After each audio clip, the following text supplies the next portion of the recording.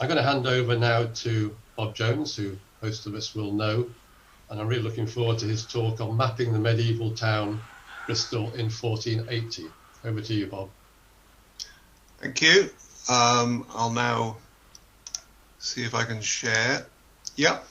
Hopefully everyone can see this. If not, I don't know what I'm going to do. But hopefully you can all see this. And thank you, Simon, and the rest of the committee of the Bristol Civic Society for inviting me to speak. It's the second time I've given this talk, so anyone who's heard it before, I apologise if it all sounds rather similar. But I have tweaked it in certain places, so there are subtle differences.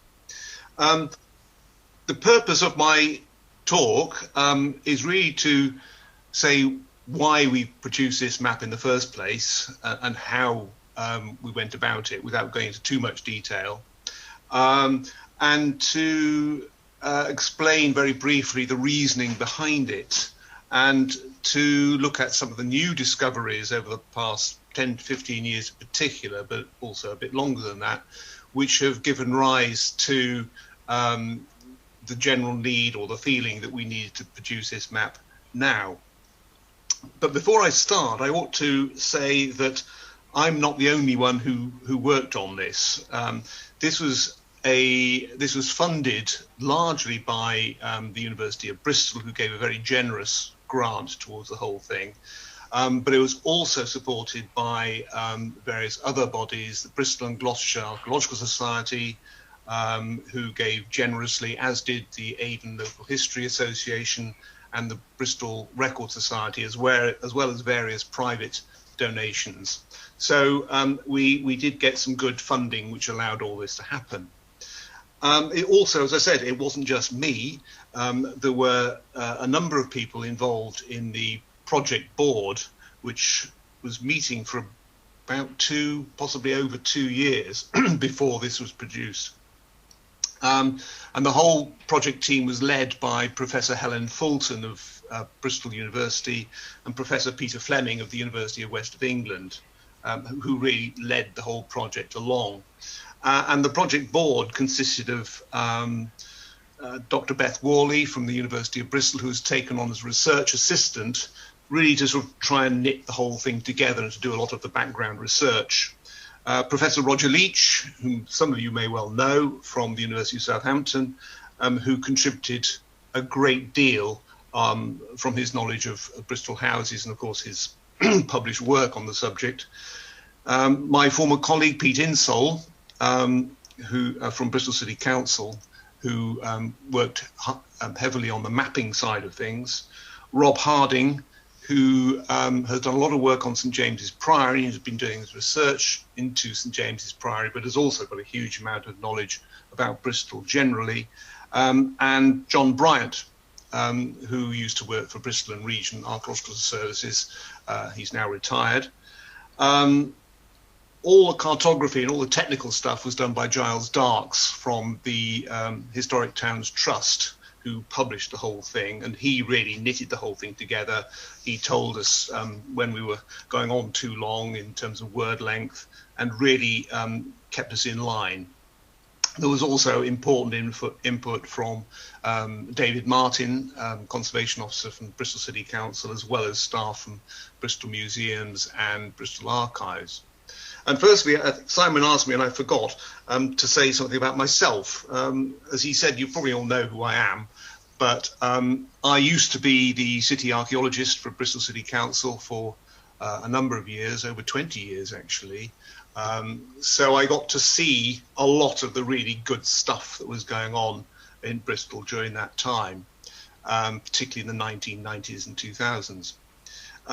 Before that, I worked for Bristol Museum as a senior field officer directing excavations throughout the city. So I was really a dirt archaeologist, and that's really my background. And before that, I worked in Lincoln. That's where I cut my archaeological teeth and learnt my trade, and worked there for quite a few years, digging Roman sites and Scandinavian sites and interesting things like that. So I've done a lot of digging around in various parts of the country, mainly urban, I ought to say. So why Do we need this map now? Is it really important? Well, I would say it is. The last map of this type was produced over 40 years ago. This is a very dog-eared copy. This is my dog-eared copy of the Historic Towns Atlas. It's an important document still. It hasn't been superseded. It was written by two very eminent historians, Mary Lobel and Eleonora Carus Wilson. And it's still good today. It's a very different beast, really, from the map that I'm talking about today. It's really, it's a long piece of text. It's a book, very large book that won't fit on your bookshelf, and accompanying maps. It's still relevant, as I say, but the maps, I think, are a bit of a letdown. They're very nicely produced, but they're based on the Plumley and Ashmead map of 1828.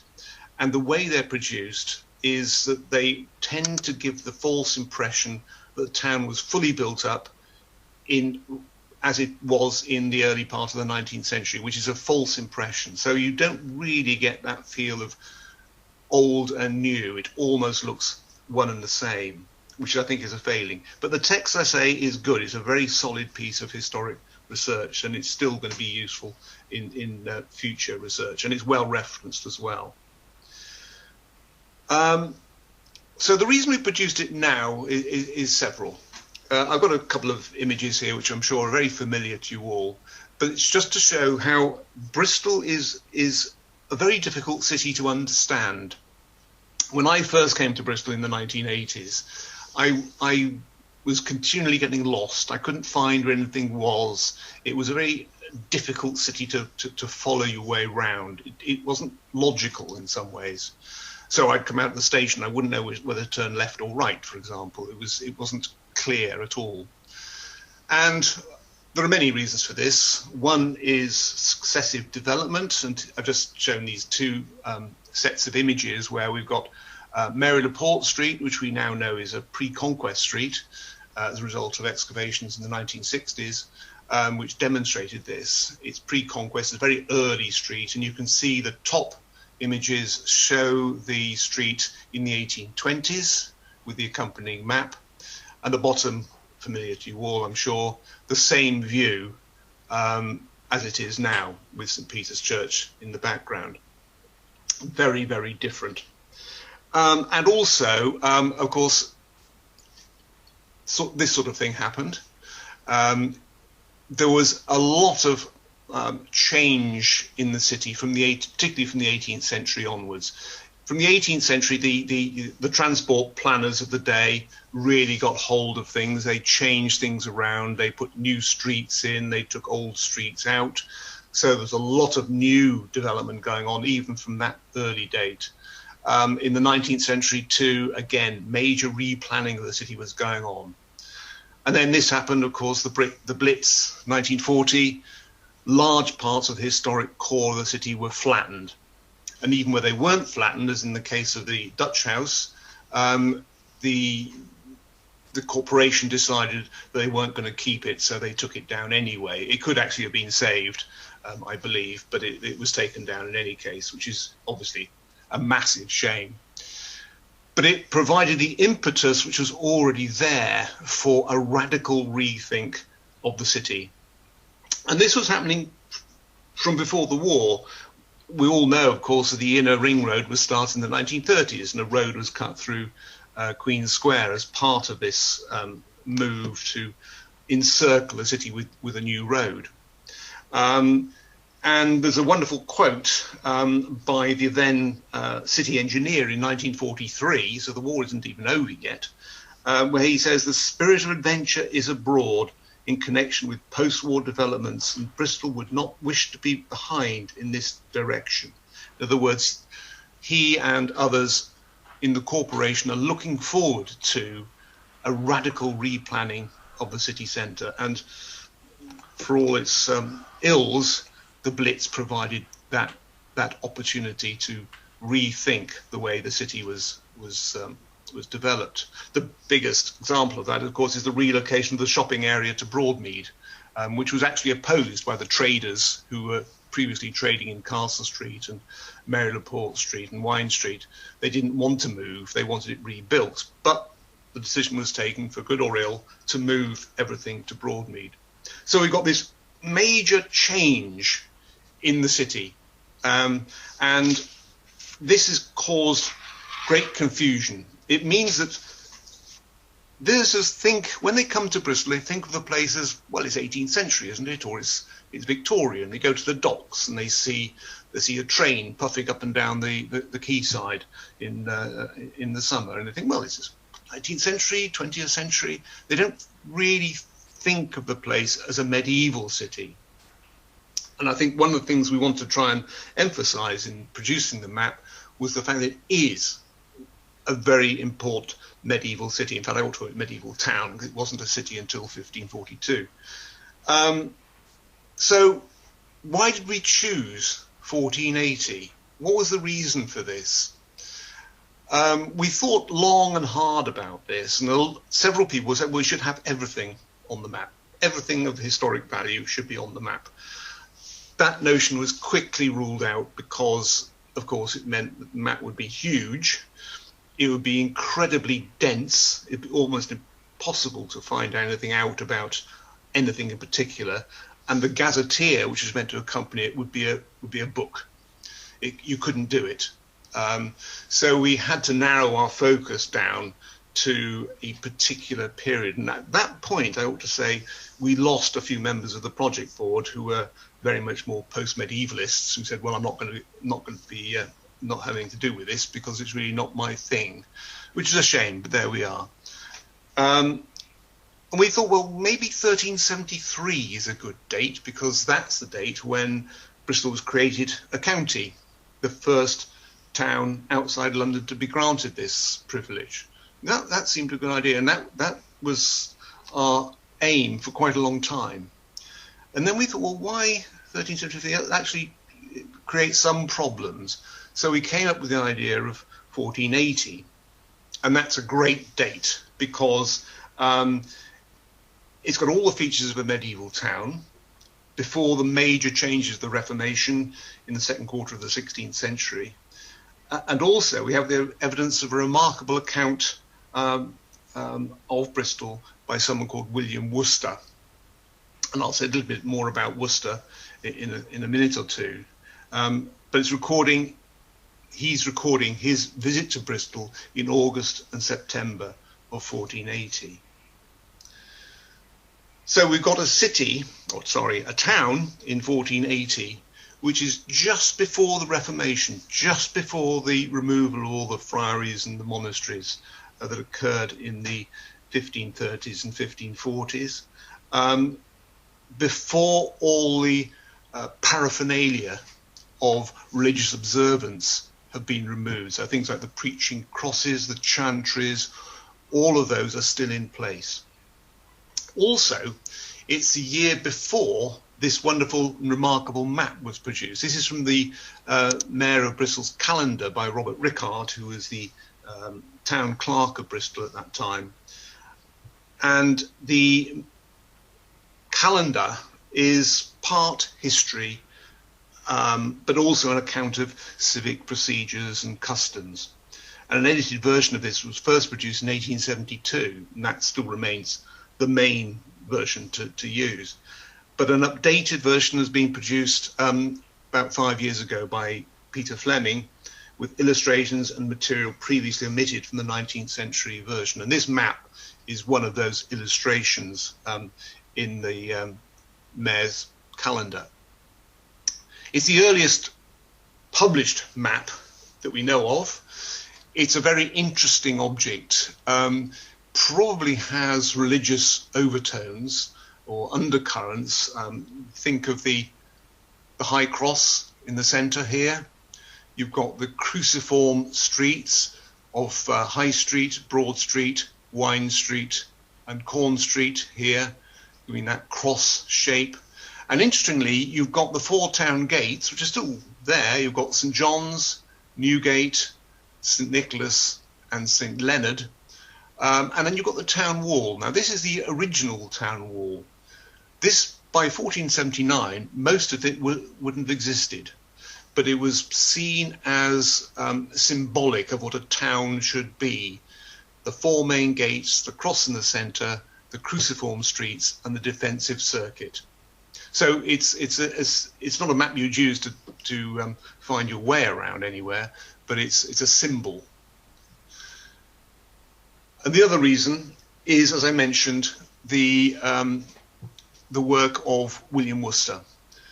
His journey to Bristol or the account of his journey was published by the Bristol Record Society in 2000, edited by Francis Neal, and you can get it online. You can read it online if you can't buy a copy. And it's a fascinating document, absolutely fascinating. If a little bit difficult to follow in places. Who was Worcester? Who was William Worcester? Well, he was a native of Bristol. He's a Bristol lad. He was born in 1415.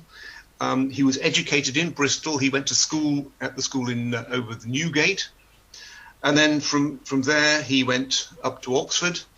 And after studying at Oxford, he went to work for Sir John Fastolf of Norfolk, and he worked as secretary and his agent and steward of his estates at Castle Combe in Wiltshire. After Fastolf died in 1459, Worcester ended up living in Norwich, and he was a keen traveller. He travelled all over the country and wrote several itineraries, some of which have been published, many of which are still in manuscript form. And his visit to Bristol was probably just to conduct matters of business. That was his primary function, as I said, in August-September of 1480. And he was an old man by this stage, well into his 60s. He stayed actually with his sister in Redcliffe Street, Joan J., an interesting name. And his account is difficult to follow at times, and difficult to interpret, and is sometimes unsure what he's actually talking about or even where he is. I think he was sometimes drunk. He was certainly a very idiosyncratic individual. But his accounts of conversations with ordinary Bristolians, so it's not just a dry piece of history, he talks to native Bristolians. So, for example, he's getting a ferry across the river and he talks to the ferryman, and he discusses the distances of various points on the river. He discusses the height of the gorge from what became the observatory, the observatory on the top. He discusses with a blacksmith about the height of the cliffs. He talks with the hermit who lived on the chapel on Brandon Hill about the height of the hill. And they discuss how high they both think the hill is. He was a keen recorder of measurements. In fact, you could say he was a bit obsessive about measurements. He's measuring streets, he measures buildings, and his preferred unit of measurement was his steps, or steppies.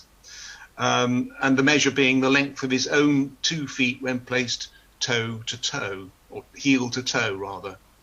And it's been estimated that's around about 21 to 22 inches or 56 centimetres. He also used yards and sometimes measured heights in fathoms, so you get heights of churches measured in fathoms using presumably a knotted rope. His attention to detail is quite incredible. He notes just incidental features of the landscape, such as wayside crosses, wells, and even privies. So he notes everything that he sees as he goes past and measures them. So Bristol in 1480 was at the limits of its extent as a medieval town and remained so over the next 200 years. So here we have the well-known Millard's map, which is actually hanging on the wall behind me. Anyone who can see me can see Millard's map hanging on my wall. And this is a representation of the town 1673. It's surprisingly accurate, and it's been proven archaeologically to be quite accurate, although it's clearly iconographic and not in the sense of a modern map. But really it shows the medieval town. It hasn't expanded beyond the limits that Worcester would have known about. So it's really this map is just before the massive expansion, or the expansion that happens from about 1700 onwards. So, very briefly, Bristol, it's an ancient town. It was certainly founded before 1000 AD, centred upon Bristol Bridge. This is an image of Bristol Bridge in 1760 or thereabouts, shortly before its demolition and replacement with the bridge which we see today. Its name, Brigstow, means place, settlement by the bridge.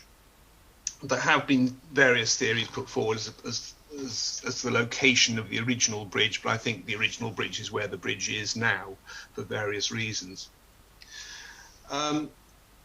It's mentioned in the Anglo-Saxon Chronicle in 1051 and 1063. By this stage, it clearly was a port. It was trading with Ireland because there in 1063, ships were launched from Bristol in a punitive expedition against Ireland. It clearly had something about it, something which made it quite a major settlement by the middle of the 11th century. And I think it must have been well in existence well before 1000 AD, but the jury's out as to how early it should be, and there's some various theories have been put around about possibly even settlement as early as the 9th century, but this has yet to be proven. Whatever's the case, it had a mint by the middle of the 11th century. Its castle was constructed by 1088, initially an earthen motte, and then replaced in the 12th century by a stone keep constructed of stone from Caen in Normandy. It was defended by a stone wall, and this is the town by 1200, defended by a stone wall, probably built in the early part of the 12th century and probably replacing an earth and timber defensive circuit, probably around the same line. And in fact, excavations in Leonard Lane off Small Street here identified possibly part of the earthen rampart, unfortunately undated. It was naturally defended by the rivers Avon on the south and the river Frome on the north and west, and then curving around to the south of Baldwin Street. The exact course is yet uncertain, but certainly not the course we see today, somewhere to the south of Baldwin Street. It is located well inland from the Severn Estuary. It's about 13 kilometres to the estuary. But as you all know, the Avon has the second highest tide in the world, and this acted to its advantage, at least in the earliest years, until ships got bigger in the 18th century. So ships could be swiftly borne up the river on the incoming tide, then out again on the outgoing tide, much quicker than its competitors in other ports. So it was a good place, easily defended, with this tidal range helping its shipping to get in and out quickly. So it was obvious it was going to be settled. However, this is incredibly small. If you look at other towns, it's quite a small settlement, really. It only is in this area, the castle stopping like a stopper in the bottle at the eastern end, but we know there's Saxon settlement underneath the castle and probably extending beyond that again. Almost certainly, in fact, extending beyond the castle to the east. But even so, it's still pretty small. By the mid-13th century, it was clearly outgrowing the constraints of this very tightly walled area on top of the sandstone ridge, and was expanding into the low-lying areas to the north and south. And this is the map that was produced, and you can see here the original fortified settlement on the top of the hill with the castle at the eastern end, and then expanding down up to the north here to meet the river on the north side, and to the south down to here into reclaimed land, and also, of course, in Redcliffe as well. Redcliffe, we know from excavation, was settled as early as 1120 in the 1120s. Tree ring dating from various timbers found there have given this very early date. So it was certainly in existence by the early part of the 12th century and being settled by that date. As I said, it was defended. New defences were built. This is very European. You get this in European towns with concentric rows of defensive circuits. So you've got the defences up here, which haven't actually been located archaeologically, but we know that, pretty well know they're there. To the south here, we have the marsh wall, and as I mentioned, the Redcliffe area was enclosed by the port wall here, which has had a lot of archaeological work done on it, particularly as a result of the work at Temple Quay in the 1990s, which allowed the opportunity to uncover virtually all of the port wall along this stretch here from Temple Gate through to the river. And here's a couple of images of the town walls. This is the marsh wall, uncovered during development works alongside Broad Quay. That's Broad Quay here. There's the town wall with a couple of buttresses. This lot here are the massive foundations of the 1960s office block that was standing on top. They built to withstand nuclear holocaust, I think, when they built in the 1960s. So this is these massive foundations, but even despite these, the town wall survived intact beneath. And this is Tau Harats, excavated in 1994, and now is still preserved underneath. And I'm not sure what the building is now, but it was the Bristol and West Building Society headquarters building on Temple Quay. I don't know who's in there now, but the tower has been preserved beneath that particular building. So in 1373, as I mentioned, Bristol was created a county, first urban authority outside London to have this privilege, probably for its support during the 100 Years' War. And at this point, Redcliffe, I'll go back to the previous slide, Redcliffe was now united with Bristol. I ought to point out that this was, until 1373, was a separate township. This was Somerset. It was controlled by the Berkeley family. It was part of their estates. And the two were actually deadly rivals. You could go across the bridge and create mayhem if you're in Redcliffe, then get back over the bridge and you couldn't be touched for it because they were separate. They were two separate towns and actually had a certain amount of rivalry between the two. But all that changed. 1373, it became one county, as it is today. It had extensive trade links with Wales and Ireland, certainly from the 12th century and almost certainly before that, and an important point of embarkation for incursions into Ireland, as I've mentioned earlier. Certainly in the 11th century, it was being used as a point of embarkation to Ireland.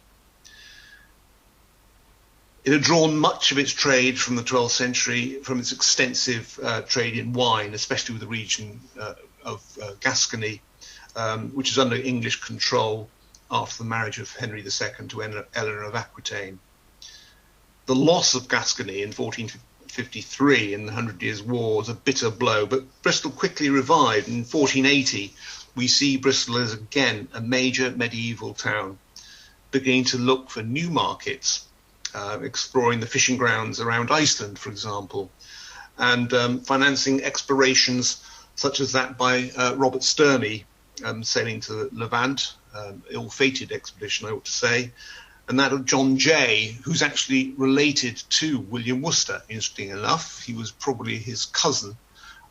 He was related to Joan Jay, with whom he stayed when he visited Bristol, who set off to find the fabled island of Brazil in 1480. And then, of course, we've got the Venetian Juan Chaboto, or John Cabot, as we know him, sailing to the North American mainland in 1497, probably touching land at Newfoundland. Although, again, he was looking for Asia. He was trying to get to China, so it was a bit of an accident that he hit Newfoundland.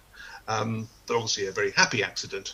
But again, he was involved in this looking for the Isle of Brazil, this fabled land where Brazil would be found, which normally comes, of course, from Asia. So this exploration that was going on at the end of the 15th century is a precursor to or anticipation of Bristol being a place which was going to exploit the transatlantic trade, albeit not until the 18th century or into the 17th century and 18th century. But it was the precursor to that. So it was on the very edge of something very new, but it was still a medieval town. And here we have the Matthew, which I'm sure you all have seen many times. So here we have Bristol, 1480, Worcester's town, his birthplace. What would he have seen? Well, you can imagine he's staying in Redcliffe, out down here on Redcliffe Street. He will have walked across the bridge. He may have smelled the latrines, which were right next to Bristol Bridge, which he comments on, and which were actually partially excavated in excavations in 1981. He would have smelled that. He would have gone underneath and through the Chapel of the Assumption, which stood in the middle of the bridge, and he notes that. He would have gone through St. Nicholas Gate. He would have reached the centre of the town at High Cross. He would have gone out St. John's Arch, almost certainly noting the arch and measuring the church on his way. And he would have then seen the ring of religious houses dotted around the north bank of the River Frome. So you've got the Dominican Friary here, you've got St. James's Priory, the 12th century priory. The church still survives, of course. You've got the Franciscan Friary, you've got St. Bartholomew's Hospital, you've got the Carmelite Friary, you've got St. Mark's Hospital, and then you've got St. Augustine's Abbey, now, of course, the cathedral. So you've got this ring of religious houses, which he would have seen and he would have commented on. The map itself, you can perhaps see, I don't know if you can see, but it's got a sort of grey wash background to it. This is the map of 1918, the Ordnance Survey map of 1918. This was chosen for two reasons. One, that it was clean, it was unblemished, and two, that it shows the town or the city with a lot of its modern landmarks. So, for example, you've got Temple Mead Station, so people can orientate themselves to that. It's got the bridge, of course, so people can work out where they are. Most of the modern streets are on there, so you can work out where you are while you're walking through the city, holding your map in hand, looking at the medieval monuments, which are dotted around and marked on in great detail. It also draws on significant new research, and particularly the work of Professor Roger Leach, who has been worked on his study of the Bristol townhouse from as early as 1979, when he was when he visited the city and started to look at houses, and then he continued doing that while he was working in various jobs in the city, and when he left the city to take up new employment with the Ordnance Survey, for example, and another place in the country, he'd still come back and carry on his study of the townhouse. And the whole thing has resulted in this major publication, which is still available at great cost, published by English Heritage in 2014. And it really is the definitive work on Bristol houses. If you haven't got it, get hold of a copy if you can. And secondly, I shouldn't blow my own trumpet, but it's the assessment of Bristol's archaeology, which was published in 2018, which puts together all the evidence up to that date, archaeological evidence, and assesses the archaeological evidence, summarizes the findings from all of the work that has gone on, and has put it together in this rather large and certainly very heavy volume, published by Oxbow Books in 2018. So there's a lot of new material which has come out of archaeological work, particularly from the 80s, 90s and onwards, but also earlier as well. And that wasn't available to Labelle and Carus-Wilson when they produced their Historic Towns Atlas in 1975. And if I can just take one example, partly because it figures largely in Roger Leach's book on town houses, but also because I spent 2 years of my life excavating the wretched thing. No, I should. It was great fun. Very interesting site, but very complex. And this is the house of the younger William Cannings. William Cannings, one of the richest men in Bristol in the 15th century, 5 times mayor, owning many properties throughout the town. Major ship owner. Worcester says he had at least 10 ships. His great house lay on the west side of Redcliffe Street, and it said he entertained Edward IV when he visited Bristol in 1461. In 1467, he withdrew from public life and took holy orders, becoming Dean of Westbury College in 1469. And he died in 1474 and is buried in St Mary Redcliffe. And you can go into St Mary Redcliffe today and see his magnificent tomb where he lies alongside his wife.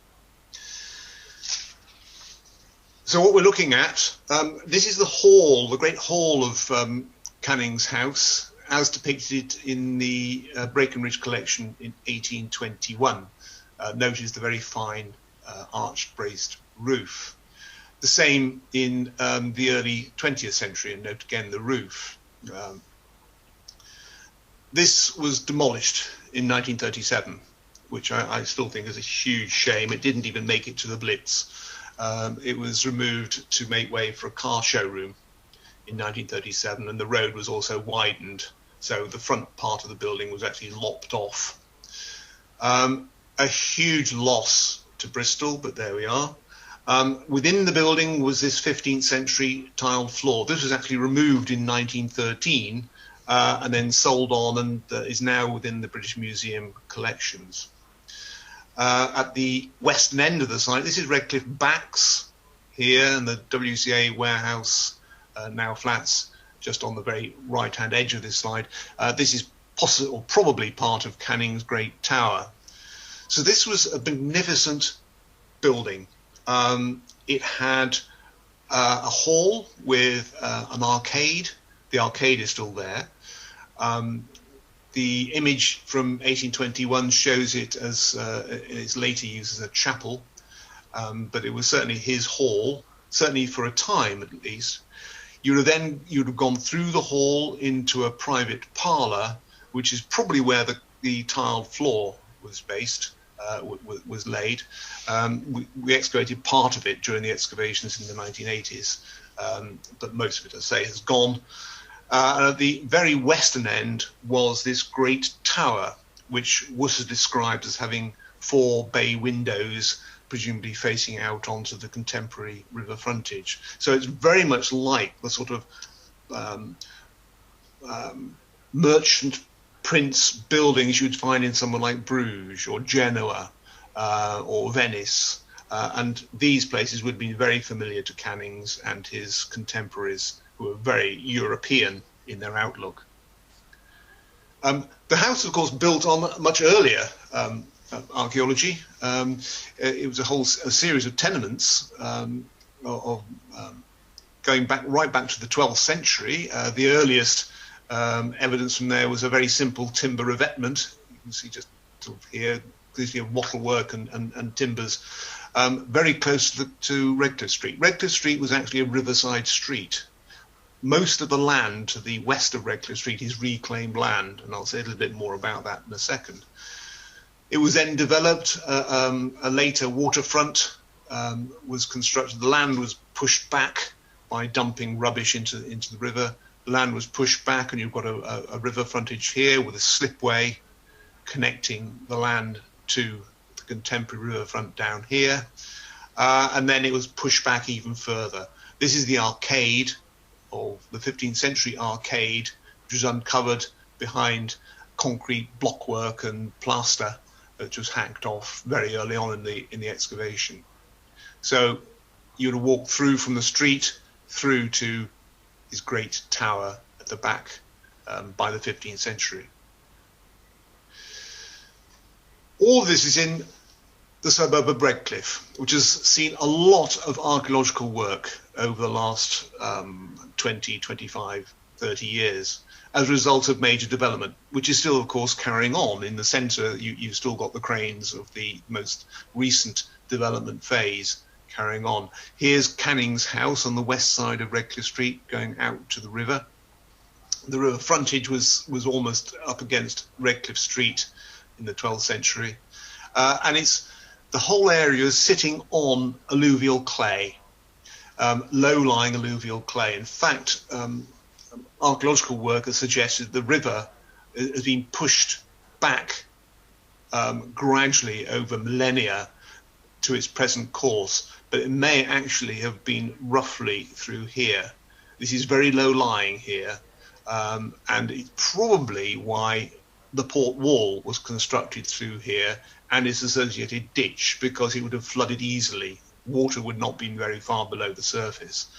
And it's why St Mary Redcliffe sits rather bizarrely outside the defended area. It's because St Mary Redcliffe, which of course predates the defences anyway, was part of the Redcliffe suburb, but was cut off when the port wall was built in the middle of the 13th century, because this was the low-lying part of the area.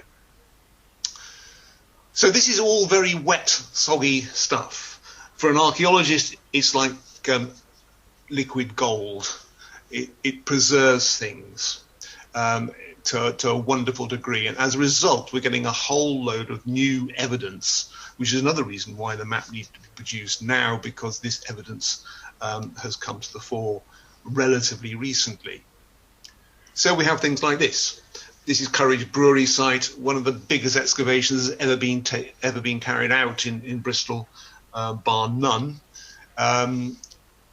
This is now the Finzel's Reach site, a wonderfully preserved timberline pit, and the timber's in incredibly good condition. Early 13th century. Even better, perhaps, is this wine cask. You get lots and lots of barrels, but this one was virtually complete. It was reused as a well, in fact, a double-barreled well. There was another barrel sitting on top, which hadn't fared so well. But this even had the vintner's mark. There are closer-up views of this. You can see the bung hole here, but they had the vintner's mark still on the barrel. So it's perfectly preserved in the mud. We have things like this timber revetment holding the reclaimed land back from the river. This is actually reusing ship's timbers dated to the 13th century, and this is a classic cross-section through the kind of material which makes up this reclaimed land, this archaeological sandwich or layer cake, which I find terribly exciting, but I'm sad like that, where you've got organic layers here, interleaved with intertidal silts as the floods have come in and laid silt over the reclaimed organic material. And this organic material contains all sorts of wonderful things, such as this, for example.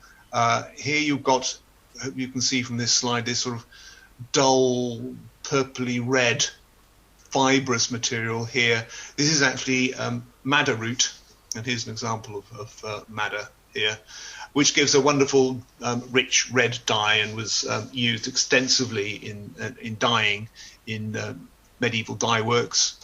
It is imported actually into Bristol, although it grows in this country. It was imported from the Low Countries in large quantities.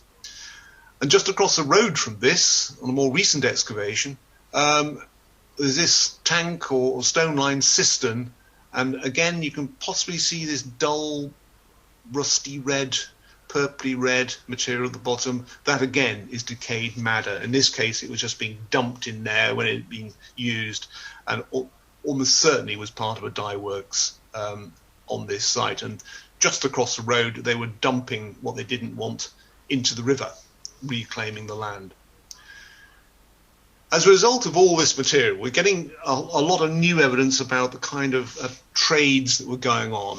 And one of the inset maps on the Bristol in 1480 map is this distribution of the trades. We've got this from both archaeological and documentary evidence. So we've got dyers here. The sites we were looking at are here. This is the one with the stone-lined pit. Weavers, we know, were in Temple Street. This was the Weavers' Quarter. Their chapel, dedicated to St. Catherine, was set up in 1299 in Temple Church here. We've got tanners here. We've got fullers in Tucker Street, a street which hardly exists now, but within the Finzel's Reach area. The street, Tucker Street, Tucker is a West Country name for fuller. Its medieval name is Vicus Fullonum, so the street of the fullers, so we know that it's got fullers there. We've got cook shops in High Street. Roger Leach's research into the property ownerships of the various properties around Bristol has shown us that certainly by the 14th century and almost certainly before, there were cook shops in the buildings on the west side of High Street. In fact, the medieval name for that part of the street was Cook's Row or Cookin' Row, and that's where you get your hot food. That's where medieval McDonald's was, or your KFC. A lot of people didn't have cooking facilities in their properties, and they would go there to get their hot food. The high status trades were, not surprisingly, in the wealthiest part of the city, in Broad Street and Small Street. So you've got goldsmiths, for example, and mercers here. You've got cutlers. This street here, just outside St John's Gate, is Knife Smith Street. So it's the street of the cutlers. You've got dock workers, not surprisingly, alongside the docks. You've got shipbuilding by the River Frome. We know this because a very plucky watching brief carried out in the 1960s by the Bristol and Gloucestershire Archaeological Society found lots of ships' timbers. Unfortunately, they couldn't really record them because they had no resources, but at least they were noted. So we know there was shipbuilding going on down by the River Frome, shipbuilding and ship repairs. So you've got all these trades going on. Even you've got sex workers, a bit of a red light district going on up here in the bars. And William Worcester calls the bars the place where the wanton women dwell. So that's probably they're sort of out of sight, a little bit away from the centre of things. This is now marked by the rather unremarkable service court called Bars Court, which runs behind Debenhams, or Debenhams doesn't exist anymore, but the building that was Debenhams until fairly recently. So you've got a little bit of colour in there, and also you've got the same activity going on here in the street. And I won't, because it's a mixed audience, I won't tell you what the street was called, but it's on the map if you want to have a look. Now called Nelson Street, which is rather dull. But there we are. That street just outside the town wall, almost very close to the docks, right by St John's Gate. That was almost certainly the place where sex workers plied their trade in this bit of no man's land between the two town walls. I mentioned briefly the religious houses which lined the north side of the River Frome. Several have had detailed archaeological work carried out. This one in particular has been thoroughly investigated as a result of the development of the shopping precinct Cabot Circus. You probably do recognise Cutler's Hall here and Baker's Hall down here. The Dominican Friary was set up in 1227 to 1228 and survived through until the dissolution, when it was sold off to a London merchant. But the buildings do survive and received very detailed archaeological investigation, including part of the burial ground here, and further ranges were identified during the excavation process. The church was also examined, although most of it lies underneath modern buildings of Broadmead, but they managed to do a very detailed examination of the service trench that was being dug to service the new building that was going on here, and they got a lot of information from that. And this is a reconstruction done by Cotswold Archaeology as part of that work. So finally, how can you get hold of the map? Well, the map costs £9.99. It would be on sale in bookshops, but bookshops unfortunately are closed at the moment, so you can't at the moment. But you could certainly buy it online. Amazon are selling it if you don't mind going through Amazon. And there are other online outlets as well. I think you can get it through Waterstones online, but I think they're probably might be a bit slow in getting it to you, but it's certainly on their list. If you're a member of the Bristol and Gloucestershire Archaeological Society, they're selling it at the cut price of £8, but you have to be a member and you have to go through the treasurer. And I think they've only got about 10 copies left because they sold most of the ones that they had. But if you can't do it that way, then Amazon certainly is a way of going about it. And I think I've outlived my stay. So, Simon, I will stop there. I don't think you've outlived your stay at all. I think it's been brilliant. Thank you very much, Bob. I must say I've really enjoyed it. I mean, I've actually bought my copy of the map and I started walking around, so I can well recommend it to everybody. I did have one question to kick it off. I wondered if there were, I don't know whether they're called coaching inns at this time, but whether there were inns and hostels like that, because I couldn't see those on the map. Yes. I'm surprised you didn't see them because there is actually quite a large section on houses and inns, and some of them certainly, whether they've been, they would have been coaching inns. I'm thinking of Abingdon's Inn, for example. There were a number of inns in Redcliffe, was the Red Lion, and the Bear, which almost certainly would have been coaching inns. So you would have, they were large structures with many rooms. So they're not just your sort of small ale house or anything like that. They were pretty substantial. Haddon's Tavern is another one that comes to mind. So these are pretty big structures. And I say they're marked on the map. There is with the grey buildings, and as I say there's a section which is quite nice the way it's been designed, so that Roger's contribution on inns and taverns is given a bit of prominence in the Gazetteer. I need to read it carefully. I've got some questions coming up for you now, Bob. Okay. The first one is, were the streets inside the town paved at that time? Which type of stone was used, if so? That's interesting, because the traditional method, probably not, because the traditional method of carting things around were by sleds rather than by wheel vehicles. And there are examples, for example, there's a very nice initial letter in an illuminated manuscript, one of the charters, maybe one of the Bristol charters, which shows a baker being dragged around a sled because he's sold underweight bread and he's being punished, and he's being dragged around a sled. But there was a standard method of transport, and I suspect the streets were initially not paved. I'm sure they became paved, but I would have thought probably not. Okay, and the next question is one I thought of actually. Why was he called William of Worcester if he came from Bristol?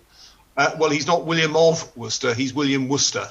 Ah, right. I think a lot of people make the mistake and call him William of Worcester. His name is Worcester, and there's a bit of we had a conference on this subject on William Worcester 2015, nearly 5 years ago, just over 5 years ago. And one of the speakers, Professor Nicholas Orme from University of Exeter, who is an authority on William Worcester, and he insists on calling him William Worcester as spelt the name of the city. And yet Francis Neal insists on calling him William Worcester, T-R-E, which I think more people spell it that way. And I think his signature, because we have his signature from the documents in Corpus Christi College, Cambridge, which is where the original manuscript is, he spells himself T-R-E. So I think generally we think he's William Worcester, with a slightly medieval spelling, than William Worcester, but he's certainly not William of Worcester. He's a Bristolian. We've got quite a few questions coming through now. This is great. What sort of population was Bristol in 1480? Have you got any idea? That's very difficult. It's probably something in the region of 7,000 to 8,000. Yeah. By the beginning of the 17th century, it's estimated at being about 10,000. But that's very much an estimate because, of course, it's only looking at tax-paying residents. And an awful lot of people were below that threshold. So you've probably got an awful lot more than that number. So 7,000 or 8,000, but then I think you could possibly double it to include all the non-taxable residents. Pretty big population given the very tight geographical area it was covering. It is, and I think this is the one thing that by the 17th century, particularly, in fact, before that, the people who could afford to do so were beginning to move out. That they were. I mean, it was one thing that Roger Leach has been doing a lot of work on over the last 10 years or so. He's been identifying the lodges, which, I mean, that's how Kingsdown started. Basically, it was sort of people would go up to the hills and set up a summer house because basically it was a bit smelly down the city. So they moved only for perhaps the weekend. They would move up there, and of course those weekend retreats became fossilized as bigger settlements, and then other people started thinking that's a good idea. So even by 1480, it was probably pretty crowded and not very pleasant. And in fact, we know it wasn't because there's umpteen ordinances telling people what not to do, and one of them is not to throw stinking water out the window, and we know what that is. Which leads us on neatly to the next question, which is about conduits. And could you tell us something about the conduits at that time? That's presumably where the fresh water was coming from. Indeed, and Bristol was very lucky that not all, but most were a monastic initiative. Not all of them. The Redcliffe pipe wasn't, but most of them were under as a result of a monastic investment. So yes, Bristol did have a good water supply certainly from the 12th century. So the earliest ones are the 12th century. Redcliffe pipe is 12th century. So quite incredible, really, when you think the distances that these pipes came. The Redcliffe pipe comes from Knowle, not far from where I live, and it's piped all the way down the hill and around the river. It's been cut by the new cut, but there we are. And from Boiling Wells out at Ashley Down, it's coming a long, long way. So it's a very big investment. So yes, Bristol did have piped water, and then people would sort of draw a feather off it, a sort of a narrow pipe off it, and so there's a lot of documentation sort of about the rights to water and the transactions that took place to allow for pipes to be taken off or supplies to be drawn off from existing supplies. In fact, it'd be very nice to look at the Jacob's Well area, because there's certainly a major conduit or series of conduits running down there with connecting pipes. Jacob's Well, I think, is one of them, for example. When you did your presentation, you talked about development to the north and then to the south, but when did development happen to the east, to the far side of the castle? That's a very good question. I didn't really mention Old Market, but Old Market is documented from the 12th century. we know that there's the settlement there, at least from that date. In fact, I have a theory, totally unproven, but just sort of bit of urban geography really. There's a fun little lane called Elbroad Street, but it's entirely gone now. But it's if you know where the Holiday Inn is on the east side of Castle Park, and those developed what's on either side of it, but Castle Mead and those sort of rather nondescript developments. Elbroad Street is where those are, and it's on maps. If you look at, say, the Plumley and Ashmead 1828 map, it looks a bit like an earlobe stuck on the east side of the town, and that looks to me very much like a Saxon vicus, a Saxon suburb tacked onto Old Market. So you've got sorry, not Old Market, tacked onto the castle precinct. So it's kind of, it doesn't fit with Old Market. Old Market then sits on the east side of that again. So if you can imagine, you've got the castle and all that. You've then got Elbroad Street, which sits to the east of that, and then to the east of that again, you've got the planned suburb, the market suburb of Old Market with its wide Market Street, which, as I say, is documented from the 12th century. It would suggest that this Elbroad Street is a hangover from something earlier.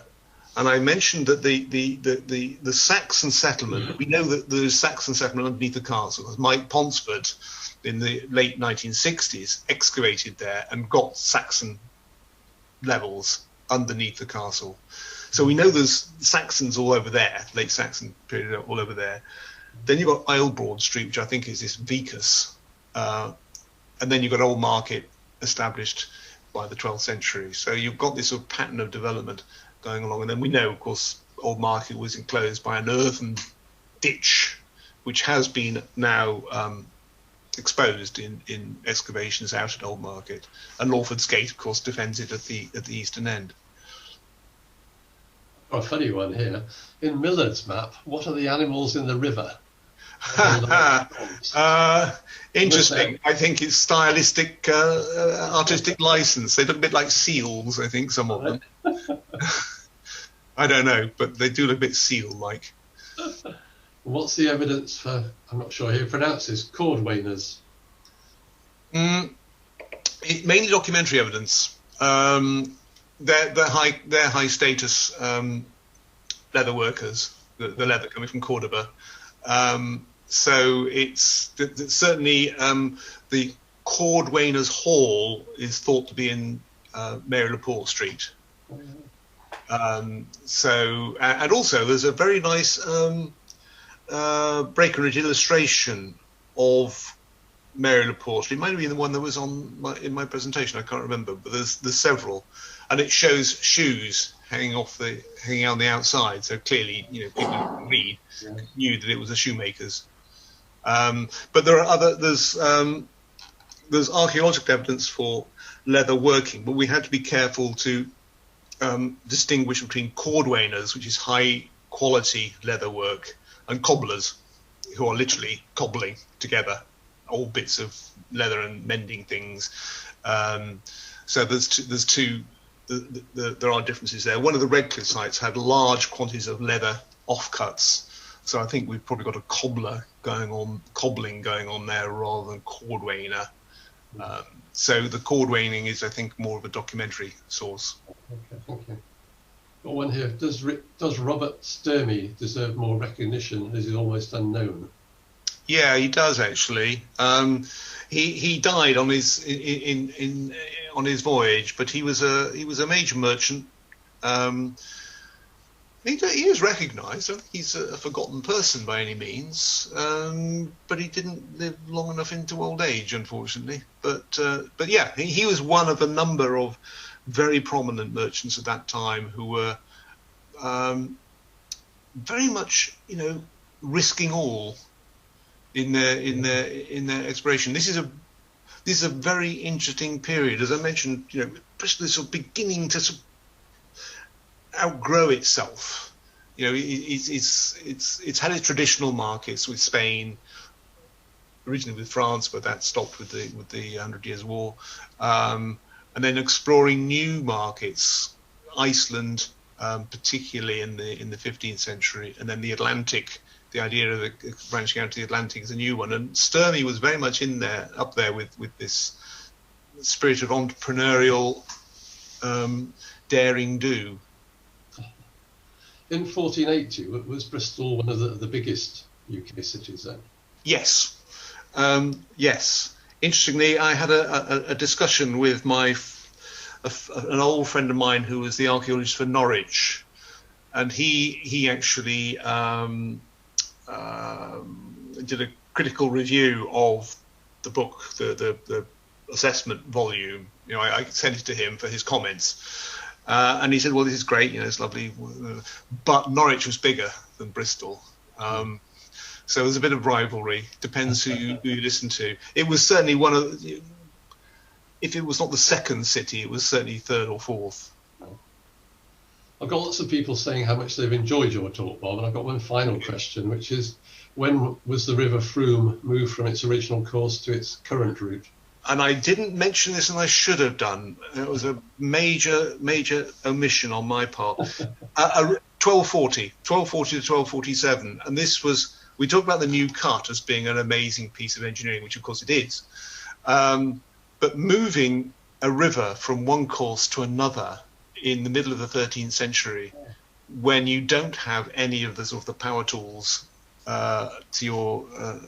available to you, is quite something. But what happened in 1240, between 1240 and by 1247, Bristol was transformed from quite a prosperous but rather small place into this one of the major cities of Europe, or major towns of Europe. It doubled its berthing area for shipping. It's where all the major ships came in from across Europe.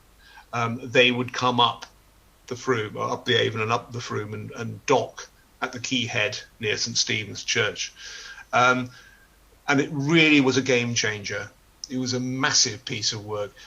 How it was done and what the implications were, we don't know, because I have a feeling that what was the case where the River Frome was, which is roughly around sort of King Street, that sort of area, was probably a delta. It was probably a lot of smaller channels, and I think the Frome channel as it is now might have been one of those channels, all very low lying and very wet.